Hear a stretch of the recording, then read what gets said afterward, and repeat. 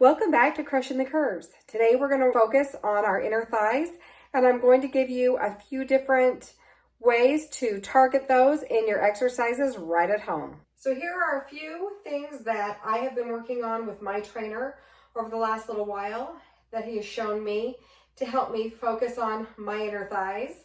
Now, they're not perfect, they're not where they want to be, but again, everything takes time and progress and hard work. So the first one is called a side squat. I like to use my life balls for this. If you don't have a life ball, you can always use a step, a box, anything to elevate that foot so that you can get a better squat and a better focus. Now, as you do these, you're going to put one foot up on whatever you have, and you're going to go into a good deep squat, focusing on those inner thighs. Remember, it's not about the speed. It's all about focusing and squeezing and putting that weight and squeezing that and putting that weight on this stationary foot here. When I do it, I do 10 squats on one side, and then I swap, and I do 10 on the other. Then take a few minutes, take like a 30-second break, and do it again. And do that in 4 different reps. Make sure to constantly focus on what muscle you're working on. Another one, call it the sumo squat. Again, if you have the life balls, that's my favorite because you put it into a very wide squat. You're gonna have your legs open, and you're gonna go to a deep squat.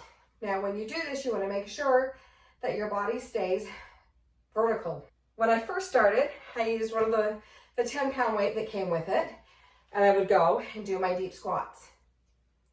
It's not about the speed. It's all about pushing your feet down to the ground, squeezing those inner thighs as you go up and down.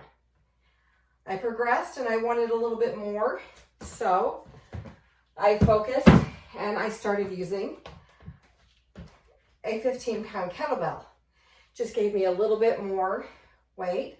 Also, it works with your core strength, keeping your balance. One time, I was doing the same workout with one of my daughters, and we were rotating through, and she was using the weights. So, what did I do? Right close to me, I had a bottle of oil. So, same thing. Grab anything you have to do these nice, deep, squeezing squats. Now, if you do not have a life ball, you can always, again, just where you're at, you don't need a lot of space. You can just make sure you go into a deep squat on the ground and get those deep squeezing squats. Make sure that you are focusing on the muscle that you're working, because every time you do, you put more concentration, more effort. You know exactly what you're working on it. My trainer and I actually call it mindful exercise.